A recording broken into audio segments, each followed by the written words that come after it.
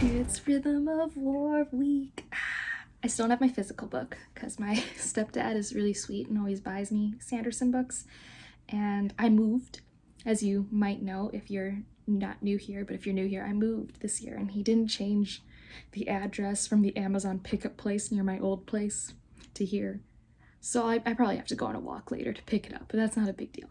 But I do have the Kindle, and I just read the prologue. So again, I said last week, this is a spoiler-filled my reactions to Rhythm of War vlog. I've never done a dedicated vlog to a book with spoilers, but I figured this was as good a book as any to try it out, because how do you talk about the fourth book in a series spoiler-free anyways? So I read the prologue, and the prologue is always the night that Gavilar died. At least that's what we know now. Gavilar's kind of a shitty guy.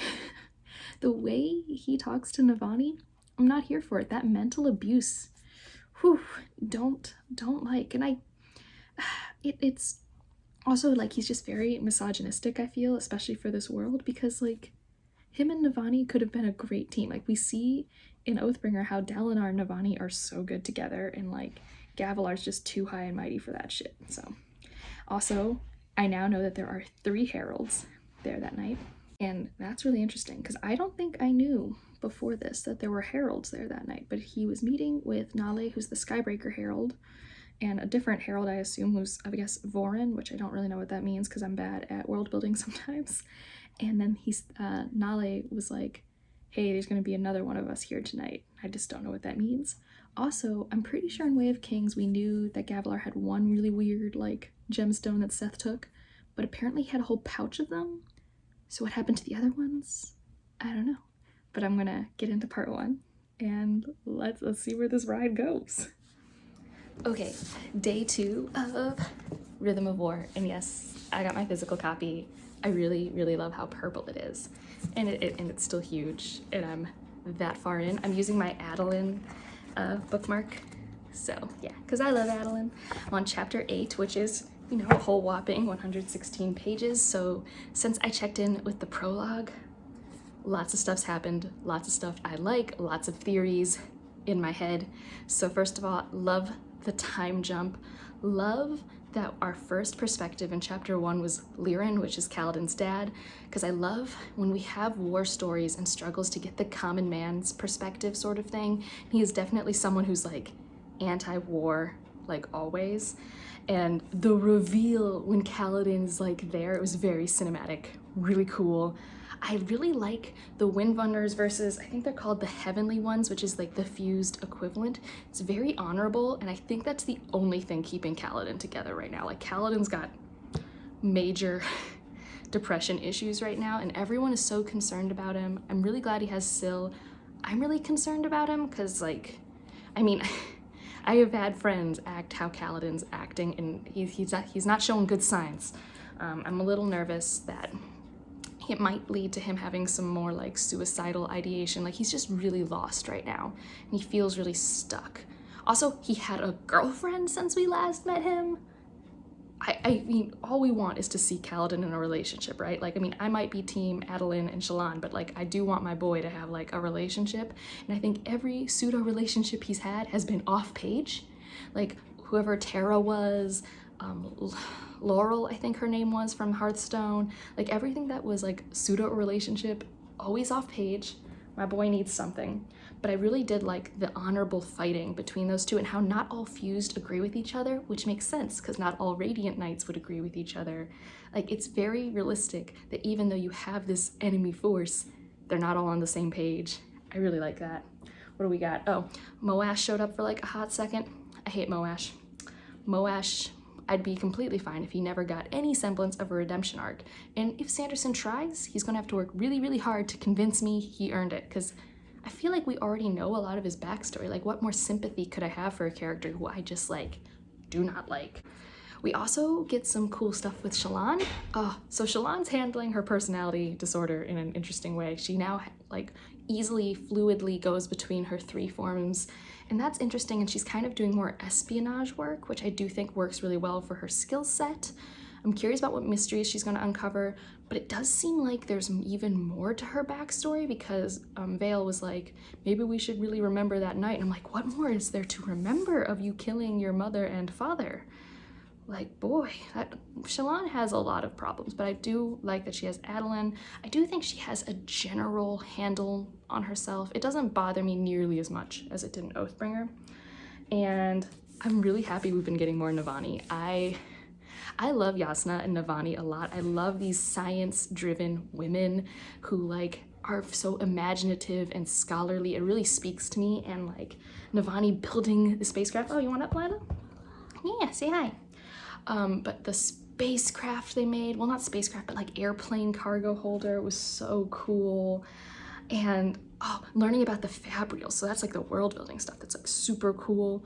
Like we've really not known a lot about Fabrials work, and I think there's connections between how they use them to the metals we saw in Mistborn, and I already loved the role of aluminum in Dawnshard if you saw that review, so like I'm geeking out, the world building's geeking me out.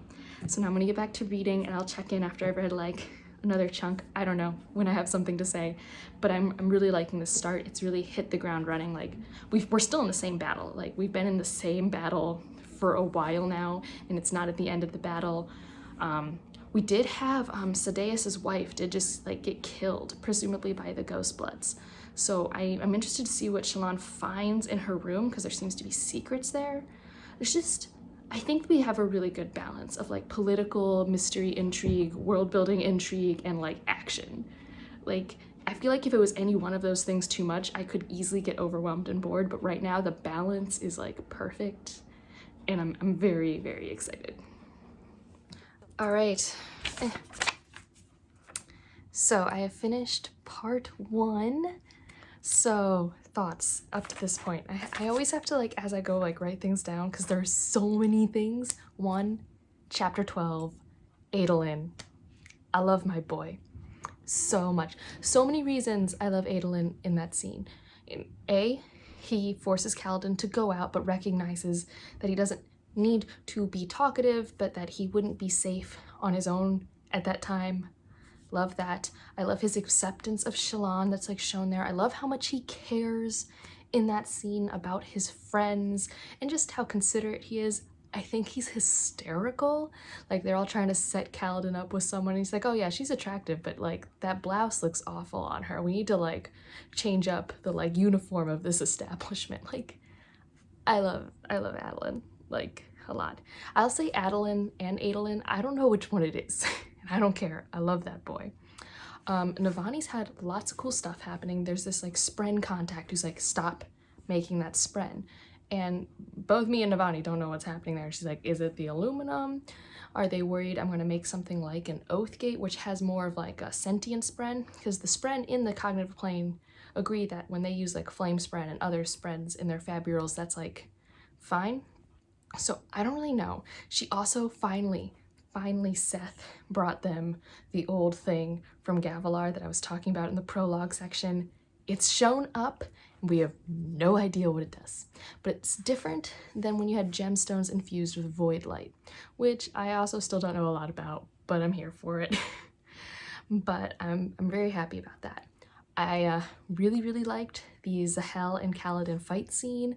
I haven't read Warbreaker in forever, so to like watch Zahel fight with his awakening skills was like super fun, and to like see Kaladin be all like, why is this scarf gray now? It's like, well Kaladin, but it does make me confused because in one of these chapters in part 1, we had the Ghostbloods talk about how traveling investiture from one world to another, it shouldn't be able to happen. You're supposed to be trapped. And obviously that's not the case for Zahel. He's a very invested individual, as he talks about in that scene, but he's not trapped. So I don't know what's happening there, but I'm intrigued. I also really like that Hoid's still here as Jasnah's wit and potential like love interest. I don't know. I really like that because that means more Cosmere content, and I just think Hoid's hysterical. If you're hearing a meow, my cat's yelling at me because he's hungry. he's incorrigible. What else? Oh, the family banter with Kaladin and his family when they show up, and how he put so much thought into their room, and at first Lyrin was all sad, and then Kaladin's like, no, of course we need you. And then he's going to train to be a surgeon again, which I don't know if that will be exactly the right path for Kaladin, but it's at least something, and I do think it might help him heal, to help others heal. We will see what happens, but mostly we're real set up for this next part, right? So we've got two big things that are happening. We're gonna have this big battle in Emule, so that's probably gonna be real flashy. I really want to see Yasna fight, because I'm pretty sure she's the only Radiant that's made it to the 4th ideal. We're not positive. This has been inferred, right? In the 3rd book, it was alluded that she had shard plate, and I'm pretty sure you don't get the plate till the 4th ideal. This is an assumption I'm making. So I'm really interested in that, but more interested in the Shadsmere quest part 2, where they're gonna go see the Honor Spren. I think that'll be fun. And then Maya and Adolin will be friends again. So in general, part 1, great. Part 1 was a great start. Really liked that we hit the ground running, but then I still got a lot of good character interactions and a lot of catch up because we had this huge time jump. And I mean, the political intrigue is very there, and yeah, just very, very happy with this book so far. Yes, all I do is wear this cardigan now, but I do change outfits from day to day. We are now on day... Yes, Putao? You guys want to see Putao?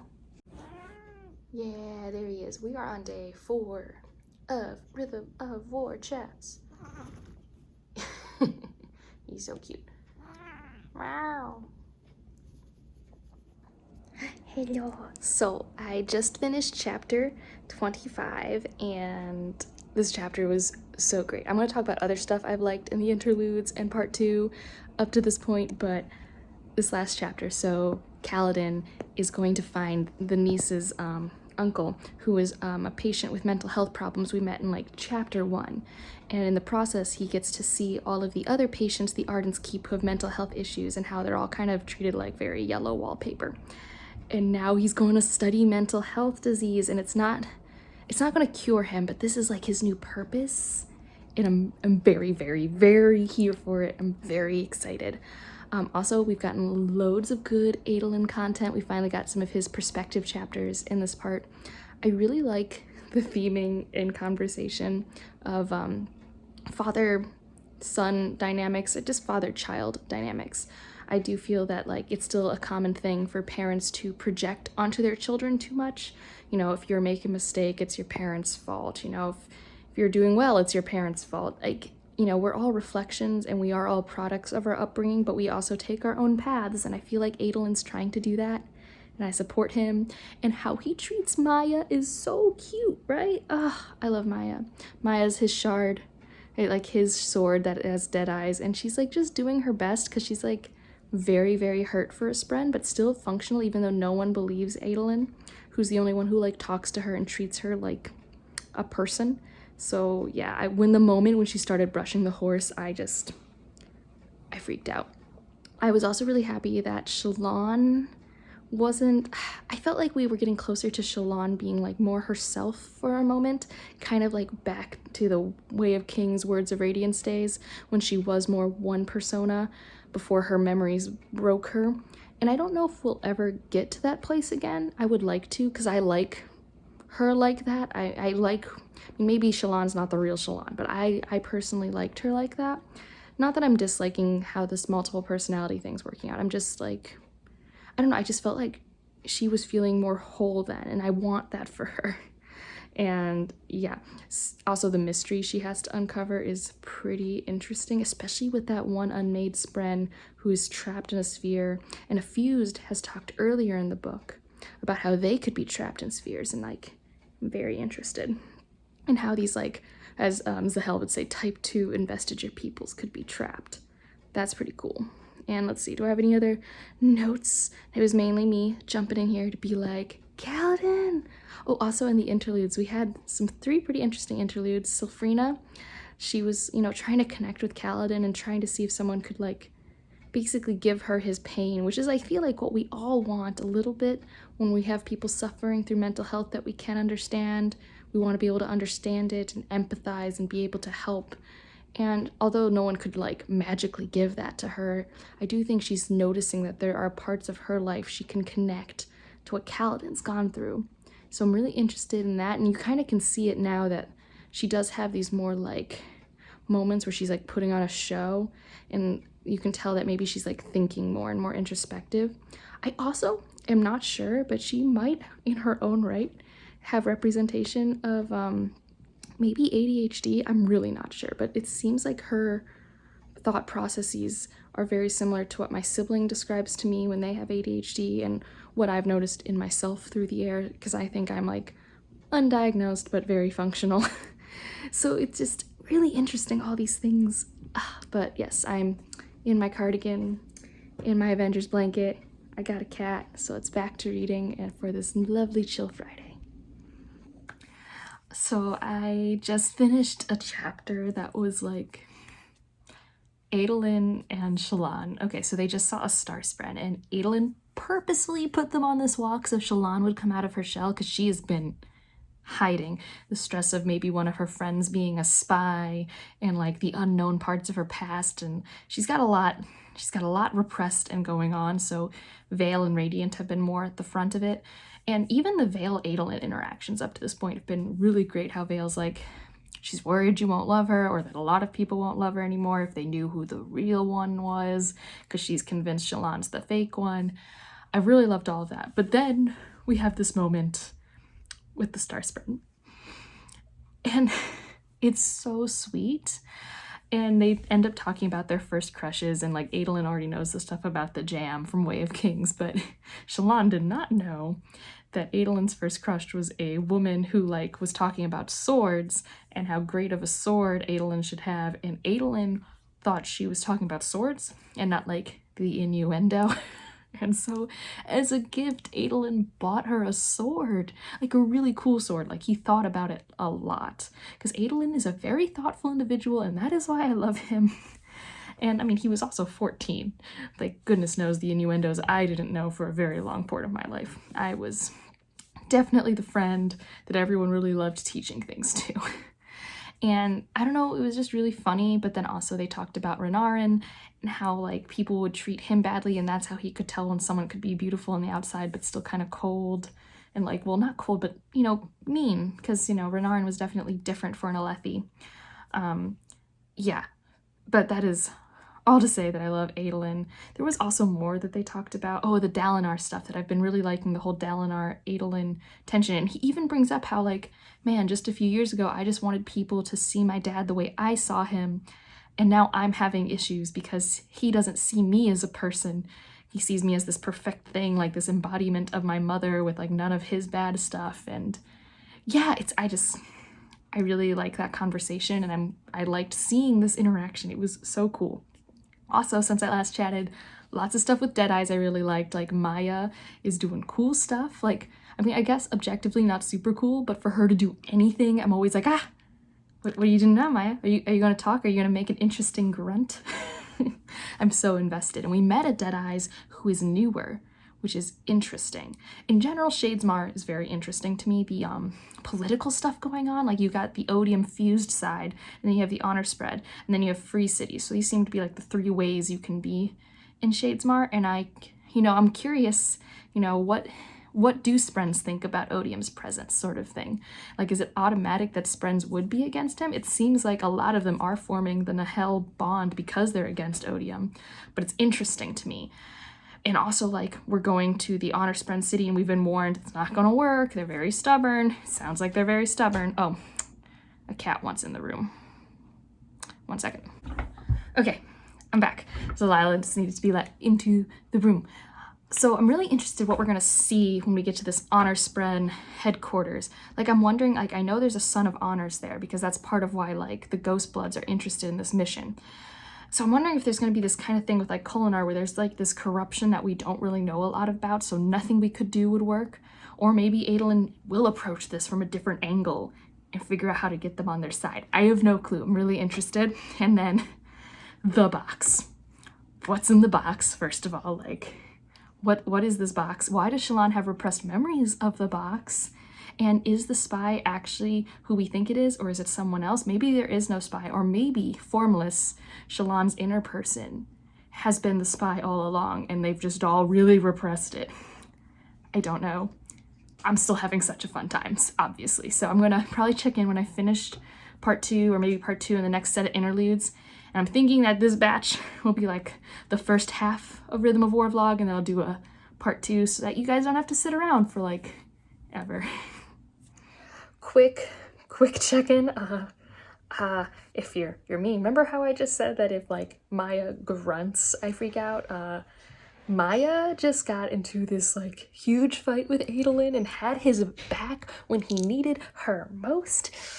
Oh, it was awesome. And that fight scene, although gruesome and boy, like, calculated, was necessary. And how at the end they get to there and they're like, we're turning you away. He's like, no, I'm gonna be on trial. You're gonna judge me. And he like goes into the jail there. I'm like, as an Adolin fan, as a Maya fan, so that was just my quick check-in, because so much is happening. I'm only 40% of the way through this book. So much is happening.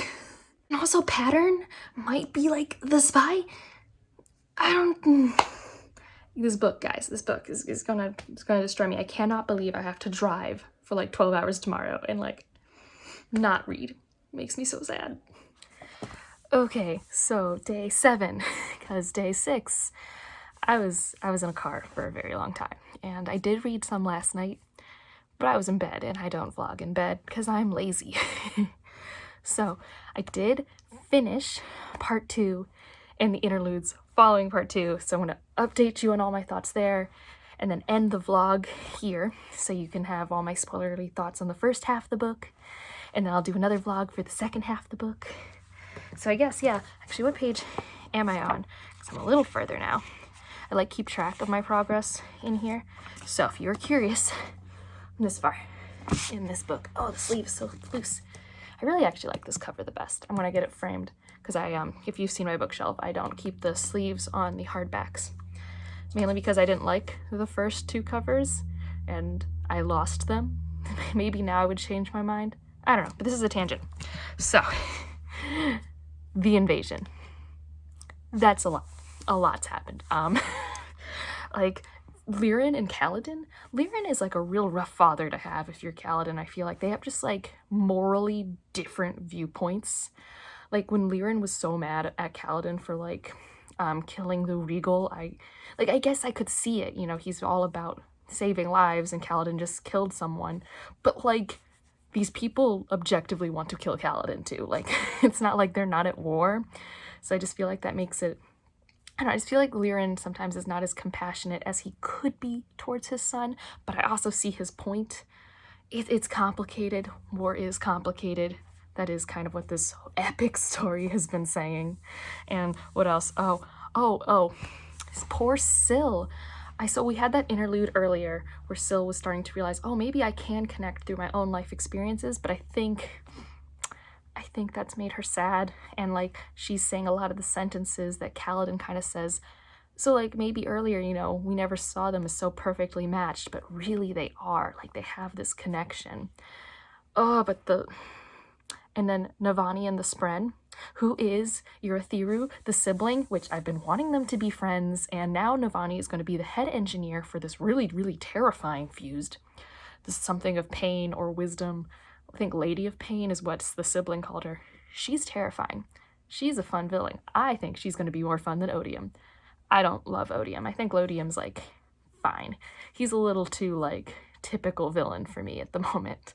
But really interested to see what happens with Navani in their new state as we continue the book, and if she's going to keep trying to talk to the sibling through the Garnet. I like that these things that Shallan noticed in Oathbringer are actually reasonable, like these different Garnets or do something, because we've known that different gemstones are kind of important in different ways, but it's unclear in the world building, so I feel like I'm getting more. So good. Part 2 is really good. And then what else happened? Okay, so that's all the stuff in part 2. I'm really stressed. Like, I'm really stressed because, like, Urithiru's, like, that was their advantage. And right now it's it's not going good, and Taravangian's about to turn on them, and that's like now we're in the interludes. We had an interlude for Moash, who has a different name now, Lift, and Taravangian. So I already kind of mentioned Taravangian, who seems, so I like compassionate Taravangian. I like Dr. Jackal Taravangian. He's kind of got like a Hyde Dr. Jackal situation going on because of his curse, right? And I'm interested. Like, why can't people see things where Renarin's in it? Like, what does that mean? Why is he such this, like, X factor? And I, like, peeked ahead, and Renarin gets, like, some point of views coming up, so I'm very interested. Is it because of his cursed spren? Is it because of his, like, ability to see the future, which, like, is not normal, I don't think? I'm not sure. I still don't really know the Radiant classes as well as, like, maybe the internet does, but yeah. I'm interested to see what his, like, new side plan is going to be. Moash, I hate him. Although I guess now, like, it's really easy to hate him because he's just like, I'm an emotionless blob. I'm just gonna lift marble and carry it and go about my day. I really don't like Moash. Like, he literally is just like, I want Kaladin to be free, so I'm gonna make sure he dies. Like, that's not the type of friend you need. Moash is a lot. Now, in part 2, only Kaladin was functioning Radiant because I think he's so close to the 4th ideal. They were mentioning someone with a lot of investiture, which I think is Kaladin, and so he's so close to the 4th ideal, and I think some honor-related things are still working. And it seems like Lift's healing power still works, and she's still awake, but she can't slide around. So I'm really curious about that and what Lift's going to be doing, because Lift got into this thing with this chicken, and oh my god, I can't handle when animals are sad about their owners being dead. I can't do it. And that happened, and I almost teared up for a chicken I just met. Like, I can't even. So there's chicken stuff happening. I do not know who this guy is who showed up with the green chicken. Also, I imagine it more as like a hawk. It seems a little more deadly than a chicken, but that's what I've read. This first half of the book's stellar. It's a stellar book. Might be my new favorite in the Stormlight if it keeps this up. Like, I'm not gonna lie, like, I've had some great moments, and like, it's all this payoff, right? Because I've known these characters for so long. So yeah. But the next vlog will probably be me talking about the second half of the book, because I've just been reading this kind of slowly, but it's also been the most fun, and I have no regrets. And yeah, this is my grandma's attic. I'll probably be vlogging up here for the next vlog just because it's got some natural light and I'm out of the way and I don't have to be self-conscious about talking to my phone. I hope you're having a wonderful day, and I will see you in the next one. Bye.